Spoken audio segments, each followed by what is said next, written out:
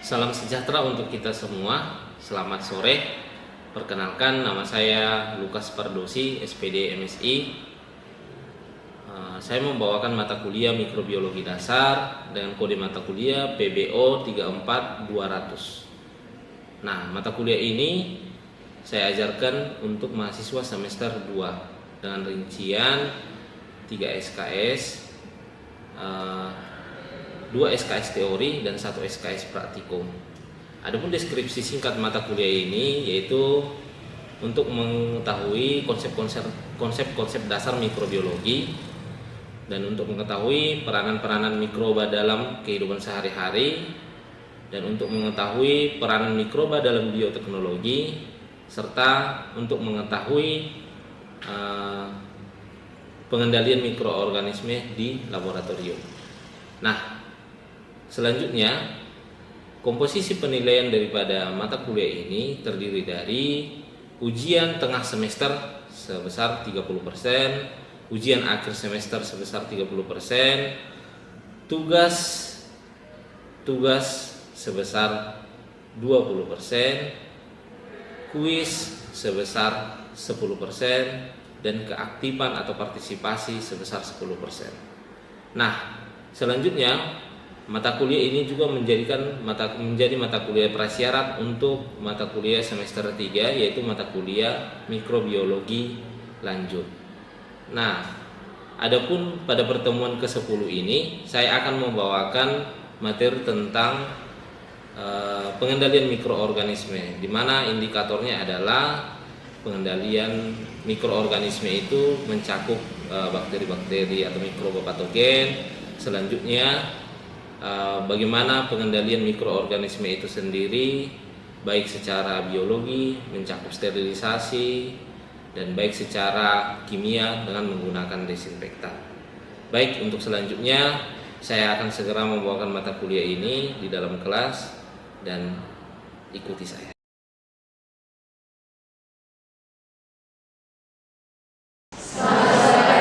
Bagaimana kabarnya hari ini? Oke, kita lanjutkan hari ini pertemuan ke-7 ya. Minggu depan kita UTS toh? Oke, untuk topik kita hari ini pengendalian mikroorganisme. Tapi sebelumnya salah satu dari kalian pimpin kita dalam doa sebelum kita mulai. Yang mau pimpin doa silakan. Marilah kita tinggalkan segala pikiran kami, agar kami bisa menerima materi yang diberikan Bapak dosen dengan baik. Namamu kami puji kini dan sepanjang masa. Amin. Dalam nama Bapa, dan Putra, dan Roh Kudus. Kemarin kita sebelumnya sudah belajar tentang ada yang mikrobiologi pangan, ada yang mikrobiologi lingkungan ya. Nah, kenapa kita harus sekarang mempelajari yang namanya pengendalian mikroorganisme? Yuk, siapa yang mau kasih pendapat dulu? Apa hubungan pengendalian organisme dengan kehidupan kita sehari-hari? Yuk, silakan. Ada yang bisa? Dedilah. Yuk. Menurut kamu apa pentingnya kita mengetahui cara pengendalian mikroorganisme dalam kehidupan sehari-hari? Contoh, saya buat contohnya. Dalam sehari-hari, kamu sudah tahu kita harus memasak air minum itu 100 derajat Celcius, betul? Ya. Bagaimana kalau misalkan kita tidak memasaknya sampai dengan 100 derajat Celcius atau sampai dengan mendidih? Apa yang terjadi? Yang pasti kita kalau kita konsumsi bisa sakit ya. Kamu akan sering, kalau misalkan kamu di laboratorium, di lab itu, kamu akan sering melihat sekali pas kamu sudah menemukan satu bakteri pada media tertentu, bakterimu, kamu kultur misalkan bakteri dalam suatu media tertentu, itu kadang ada aja tumbuh media awal mikroorganisme yang lain yang menyebabkan apa? Kontaminasi. Oke. Sebagian besar metode dekontaminasi menggunakan agen fisik seperti panas atau radiasi atau agen kimia. Agen kimia itu bisa berupa desinfektan atau apa? Antiseptik. Salah satunya yang paling sering dulu kita waktu masa-masa kita pandemi COVID ya. Apa yang paling sering kita gunakan? Hand sanitizer itu apa? Kan namanya alkohol. Paling sering dulu loh. Kita kemana-mana di situ apa? Semprot desinfektan. Nah, itu salah satunya. Itu secara apa? Fisika atau kimiawi? Kimiawi. Oke. Kita lanjut ya. Itu pembuka itu apa? Kita mengetahui cara penggunaan mikroorganisme. Bicara tentang apa namanya? Berbicara tentang pengendalian mikroorganisme itu tidak akan pernah lepas daripada mikroorganisme penyebab penyakit. Itu yang pasti. Yang pertama penyebab penyakit, yang kedua yang menyebabkan pembusukan pada apa? Makanan. Nah, makanya itu kita harus tahu. Kalau misalkan untuk pengendalian mikroorganisme itu sendiri, untuk apa kita harus tahu? Ya supaya kita tahu apa pencegahannya dalam bentuk penyebab penyakit, pencegahannya dalam bentuk apa yang menyebabkan kerusakan pada apa? Makanan. Tidak akan lepas dari situ. Itu yang paling penting dalam kehidupan kita sehari-hari. Oke? Oke, kita lanjut untuk metode pengendalian mikroba. Metode pengendalian mikroba itu secara umum yang dipelajari itu ada berupa sterilisasi. Ini tadi yang berupa apa? Fisika. Nah, sterilisasi itu ada panas, ada iradiasi, ada pemisahan. Nanti akan kita lihat apa itu yang panas, iradiasi itu apa, pemisahan itu apa. Nanti kita akan lihat juga kalau panas itu kita sudah punya alatnya tidak di lab. Iradiasi itu kita sudah punya alatnya tidak di lab. Pemisahan itu kita sudah punya alat di lab atau tidak. Nanti kita lihat. Yang kemudian desinfeksi itu kita sudah lihat ahli kimia. Tadi saya bilang salah satu yang paling sederhana yang paling sering kita gunakan dulu itu adalah apa? Hand sanitizer. Salah satu bentuk pengendalian mikroorganisme yang sudah paling umum lah, paling sederhana secara apa? Secara kimia. Nanti kita lihat salah satu pengendalian mikroorganisme itu melalui fisika dan kimianya kita lihat. Sudah, yang pasti sterilisasi adalah proses yang dihancurkan dan dihilangkan semua mikroorganisme dalam suatu objek. Nah, metode penanganan yang paling sering dan sudah paling umum digunakan itu baik di lab, baik di kehidupan sehari-hari juga digunakan itu. Ini merupakan metode yang sudah umum, sterilisasi. Sudah. Metode ini menggunakan apa? Metode panas, memanfaatkan energi panas. Nah, metode sterilisasi secara panas ini juga terdiri dari 3 bagian. Yang pertama ada panas, ada radiasi, ada apa? Filtrasi. Oke. Yang pertama kita bahas sterilisasi dengan panas atau suhu tinggi. Sudah? Nah, metode menggunakan apa namanya? Metode yang digunakan untuk metode yang kita gunakan untuk sterilisasi panas suhu tinggi itu ada 2. Yang pertama itu secara lembab atau dengan basah. Yang kedua apa? Secara kering. Sudah. Yang pertama itu kita akan lihat. Yang pertama itu secara apa? Suhu tinggi dengan basah.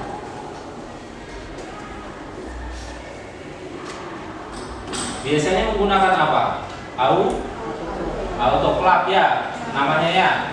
Nah, autoclave itu yang digunakan untuk sterilisasi panas dengan menggunakan tekanan uap yang tinggi, tekanannya sebesar 121 atm, sudah digunakan selama 15 menit.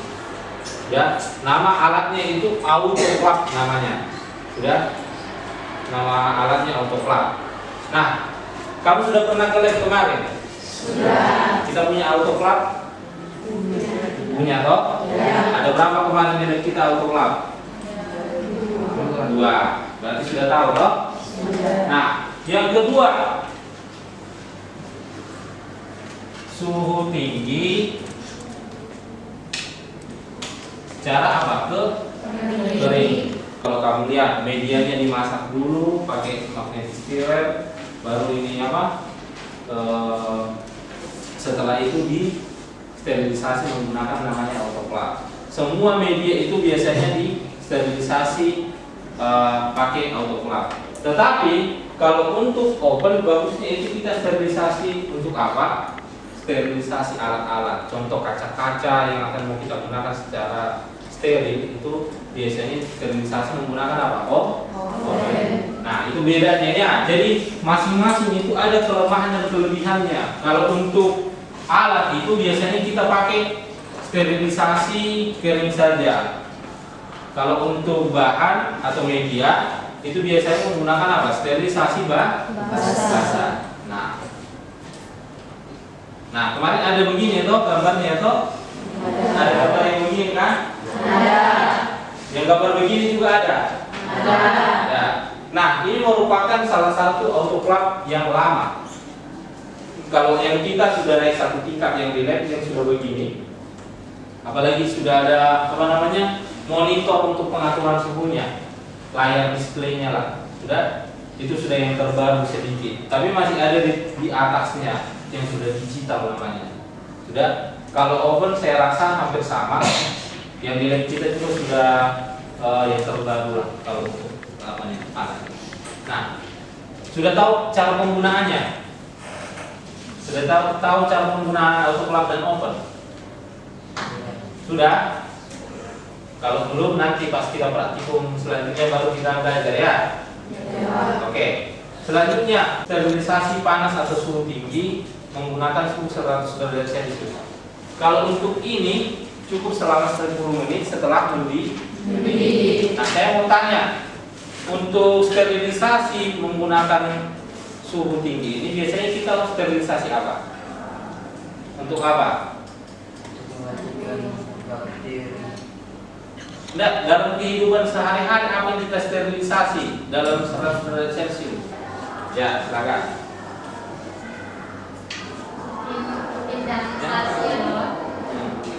Sterilisasi adalah metode sterilisasi untuk zat atau bahan yang dapat rusak oleh suhu tinggi yang digunakan oleh sterilisasi autoclave. Oke, biasanya itu dia dilakukan secara berturut-turut selama berapa hari? 3 hari. Sebanyak berapa jam? Selama 30 menit 24 jam.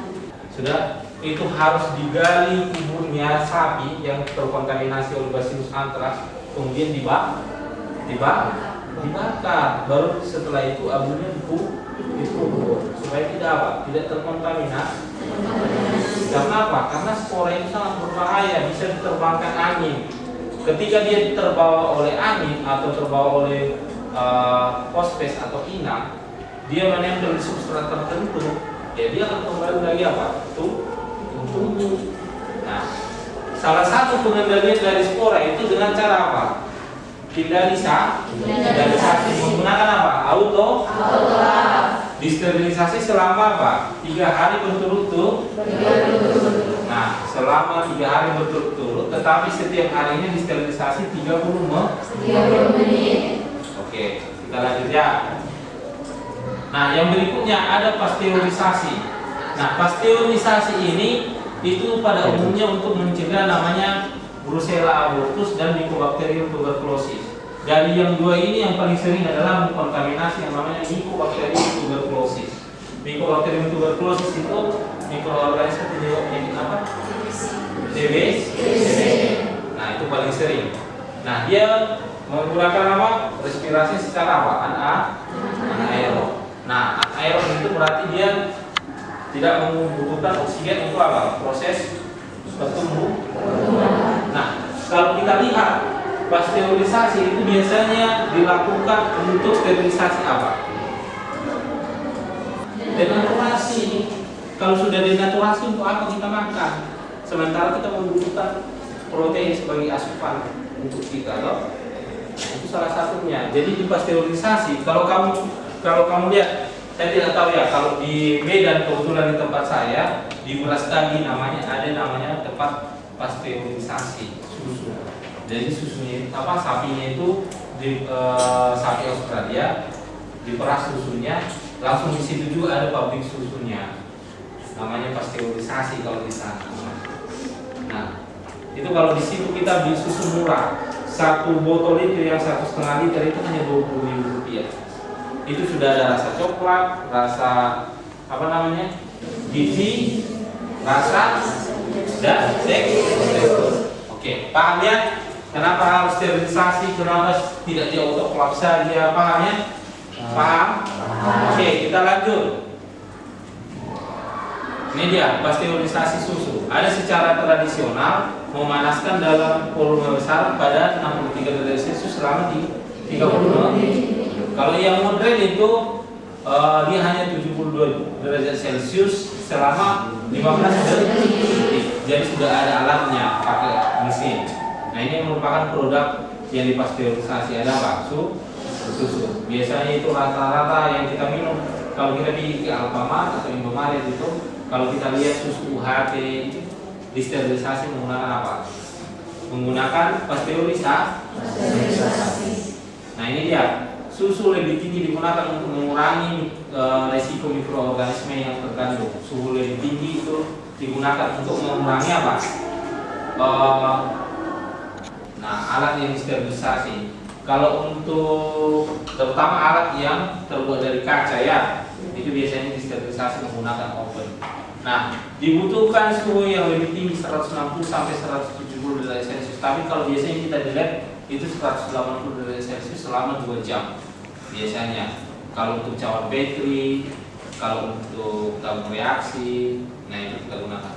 Nah, cara kerjanya itu dengan cara mengoksidasi atau membakar komponen apa? Sel ya. Nah, terjadi yang namanya insinerasi atau bentuk ekstrem pembakaran mikroorganisme hingga hancur. Nah, paling simpel itu kalau kita lihat metode panas kering yang digunakan di lab itu adalah nyala api bunsen. Nanti kita akan praktekkan. Mungkin yang kakak kelas yang mengambil mata kuliah sudah mengambil mata kuliah tingkat di atas kalian, itu mereka sudah pernah praktekkan. Begitu mereka gores bakteri dari cawan dari OC ke cawan Petri, digores di jalur OC itu kan tinggal yang namanya bakteri toh. Nah, itu biasanya kita sterilisasi menggunakan apa? Bunsen. Kita bakar di api bunsen sampai berpijar. Nah, setelah berpijar dia kan akan menjadi abu. Kemudian kita bersihkan kembali, baru kita pakai kembali. Biasanya begitu. Nanti kamu akan kita ajarkan begitu untuk praktek selanjutnya. Nanti praktek selanjutnya untuk isolasi sudah bisa digunakan, sudah bisa untuk dipraktekkan lah metodenya ya. Sekalian untuk sterilisasi juga kita lakukan nanti praktikumnya. Satu kali jalan isolasi dan pemurnian itu sejalan dengan yang namanya sterilisasi. Sterilisasinya itu adalah perbuatan media dan sterilisasi alat. Sudah? Oke. Nah, untuk di lab itu biasanya menggunakan nyala api bunsen. Sudah? Makanya kalau misalkan kita praktikum, biasanya kalau kakak kelasmu yang sudah kerja di lab, nanti kamu tanya-tanya, ada kakak Sonya di lab, ada kakak yang lain lah pokoknya. Itu nanti kalau kamu tanya, mereka itu sampai menggunakan bunsen sebanyak 2 supaya steril. Yang berikutnya adalah metode sterilisasi dengan cara atau metode radiasi. Metode radiasi itu didefinisikan energi yang dipancarkan dari aktivitas atom dan disalurkan dengan kecepatan tinggi melalui materi dan ruang. Saya tanya, ini sudah ada tidak alatnya di lab kita? Sudah. Namanya? Namanya apa? Ayo. Sudah ada tidak? Biasanya dia tergantung panjang gelombang. Sudah? Nah, itu dia. Panjang gelombang radiasi elektromagnetik berkisar dari sinar gamma panjang. Sudah? Gelombang pendek berenergi tinggi, gelombang rendah panjang, gelombang yang sangat panjang di sisi lain. Nah, itu dia. Nah, saya mau tanya, sudah ada tidak alatnya di lab kita? Sudah? Namanya apa? Sudah? Ada yang ada kaca? Lihat. Lihat. itu namanya laminar airflow. Sudah? Namanya apa? Laminar airflow ya. Itu namanya laminar airflow. Itu di dalamnya ada namanya apa? Sinar ultraviolet atau UV. Nah, itu yang biasa digunakan untuk apa? Sterilisasi dengan memanfaatkan apa? Radiasi. Kenapa? Jadi itu alatnya. Nah, ingat, suatu saat kalau kamu kerja di lab menggunakan yang namanya laminar airflow, begitu kamu masukkan sampel ke dalam, kamu mau sterilisasi, kita mau sterilisasi alat pakai laminar airflow juga bisa. Sudah? Itu begitu kamu taruh sampel di dalam laminar, sudah, kamu letak dulu, kamu menjauh dulu, baru kamu hidupkan yang namanya sinar UV-nya. Kenapa? Dulu teman saya akan cerita sedikit mengenai teman saya. Pertama sekali kerja di lab, dia tidak tahu fungsi daripada UV itu apa. Kebetulan tidak ada orang lah yang menemani di lab, jadi dia kerja sendiri. 2, 3, 2. Nah, di lab kita hanya ada 2 laminar airflow. Satu dia yang blowernya sudah digital. Yang digital itu yang dekat lemari asam, yang kita masuk ke pintu. Yang nomor 2 itulah yang laminar airflow yang sudah digital. Dia blowernya sudah bisa diatur. Kalau satu lagi yang paling sudut itu yang dekat bahan itu laminar airflow juga, tetapi dia masih secara manual. Blowernya belum bisa diatur. Blower itu namanya kipas yang di dalam, sirkulasinya belum bisa diatur untuk keluar dan masuknya. Jadi hanya manual begitu. Sudah. Jadi ingat ya, laminar airflow itu ada 2 di lab. Ingat, laminar airflow untuk UV juga, untuk secara radiasi ini, kalau digunakan di lab itu biasanya dibedakan antara bakteri dan jamur. Nah, kenapa dibedakan? Biasanya ada laminar airflow yang tidak menggunakan blower. Kenapa? Karena dari yang saya bilang, ada bakteri yang mengandung spora. Kalau sporanya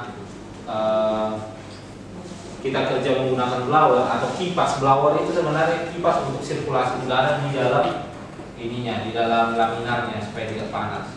Biasanya dibedakan. Kalau kita hidupkan blower sekali kita bekerja untuk bakteri gram positif yang menghasilkan spora, biasanya itu juga berbahaya untuk kita apabila terhirup oleh kita. Nah, itu dia. Jadi biasanya dibedakan antara laminar untuk bakteri gram positif dan gram negatif, itu biasanya dibedakan. Sudah, untuk lab-lab yang sudah maju lah. Kalau tidak, pas kamu pengerjaan daripada sudah tahu nih bakteri punya nih gram positif dan menghasilkan spora, ya sudah, jangan menggunakan blower. Sudah tahu juga kamu mau instalasi jamur atau fungi atau fungi. Nah, kamu sudah tahu untuk menghasilkan spora, ya tidak usah dihidupkan seperti ini blowernya. Kenapa? Nanti akan berbahaya sendiri untuk kamu. Makanya untuk pekerjaan kita itu selalu apa? Menggunakan masker. Selalu itu, mencegah itu. Dan pahamnya, jadi sudah kenal alatnya ya. Ada ini toh di lab kemarin? Ada? Yakin ada? Yakin. Kalau yakin baguslah. Oke, yang berikutnya ada filtrasi. Filtrasi itu digunakan untuk apa? Pemisah. Nah, biasanya filtrasi ini menggunakan yang namanya membran filter. Membran filter ini terbuat dari selulos. Selulos itu biasanya terbuat dari selulos itu di mana ada? Kayu toh. Masa tidak tahu? Kayu itu ada selulos, hemiselulos dan lignin. Tahu tidak? Nah, jadi bahan untuk filtrasi ini menggunakan yang namanya membran filter atau selulos. Nah, sifatnya seperti apa? Sama seperti gel sifatnya. Dia akan digunakan untuk menyaring bakteri yang pada umumnya itu ukurannya lebih besar, lebih dari 0,22 mikrometer. Sudah? Nah, dia bisa difilter pada dengan menggunakan membran filter atau yang terbuat dari membran selulose. Tetapi pada umumnya kelemahan daripada alat ini adalah apa? Cepat sumban. Namanya juga dia dalam bentuk salinan dengan pori yang sangat kecil. Sudah? Dengan pori-pori yang sangat kecil, tetapi kelemahannya itu mudah sumbat. Nah, tetapi kalau untuk ini biasanya tidak ada di lab kita, belum menggunakan ini. Tetapi kalau untuk praktikum ini ada. Kalau mau untuk penelitian tentang membran selulose ada, yaitu penggunaan bahan kimia. Penggunaan bahan kimia tadi saya sudah sebutkan. Penggunaan bahan kimia itu paling banyak digunakan dalam kehidupan sehari-hari. Contohnya alkohol. Alkohol itu di mana-mana dipakai, baik itu dalam kalau kita sekarang karena posisi setelah pandemi COVID itu orang sudah mulai sadar pentingnya sterilisasi atau higienis ya. Jadi kadang-kadang kalau kita melihat sampai sekarang itu kalau kita pergi ke tempat perbelanjaan yang ramai atau yang besar seperti di lingkup pelajar Kupang itu masih menggunakan yang namanya hand sanitizer, itu pasti. Nah, selain itu sebenarnya banyak yang digunakan sebagai bahan kimia sebagai untuk pengendalian mikroorganisme. Ada namanya iodin, itu banyak yang digunakan. Ada namanya ada namanya alkohol, ada namanya kloramfenikol, itu banyak yang digunakan bahan-bahan kimia. Tetapi tidak semua bahan kimia itu harganya terjangkau. Sudah, yang harganya terjangkau itu yang paling sering kita gunakan. Contohnya apa? Contohnya alkohol. Hand sanitizer itu bahan utamanya alkohol ya, jangan salah. Sudah. Nah, kita lihat pemilihan zat kimia sebagai sterilisasi untuk pengendalian mikroorganisme. Pertimbangannya itu yang pertama efektif dan dalam konsentrasi rendah, dibutuhkan dalam konsentrasi rendah. Sudah, nanti akan kita lihat di konsentrasi berapa bakteri ini mati dengan bahan kimia ini ada. Sudah. Yang berikutnya ada lagi memiliki kelarutan baik dalam air, alkohol dan stabil dalam jangka panjang. Ingat, alkohol itu kalau kita simpan dalam waktu yang lama juga dia stabil. Intermediate itu yang sedang, ada yang tinggi juga. Kalau kamu lihat, ada high to low, intermediate itu sedang. Sudah. Kalau kamu lihat cara membunuhnya, contoh alkohol itu dia termasuk apa? Termasuk pengendali mikroba yang sedangnya. Nah, ada banyak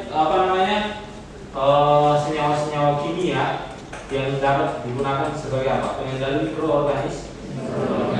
Desinfeksi dengan alkohol. Alkohol itu tadi saya bilang paling sering digunakan. Mekanisme alkohol untuk digunakan sebagai pengendali mikroorganisme itu konsentrasinya itu hanya kita butuhkan sebesar 50%. Makanya kalau kita lihat itu kalau di laboratorium dia tidak membutuhkan namanya alkohol yang absolut yang 100%. Kita hanya butuh yang 70% saja digunakan untuk apa? Sterilisasi. Alkohol itu bisa masuk ke mana? Protoplasma. Kalau dia sudah masuk ke protoplasma otomatis apa? Terjadi denaturasi. Jadi kalau sudah saya bilang kalau sudah denaturasi protein berarti otomatis apa? Selnya bisa rusak. Selain protein yang rusak apa lagi yang rusak? DNA. Oke. Paham ya?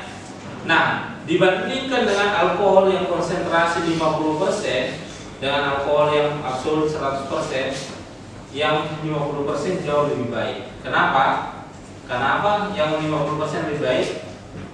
Deterjen itu salah satu bahan kimia.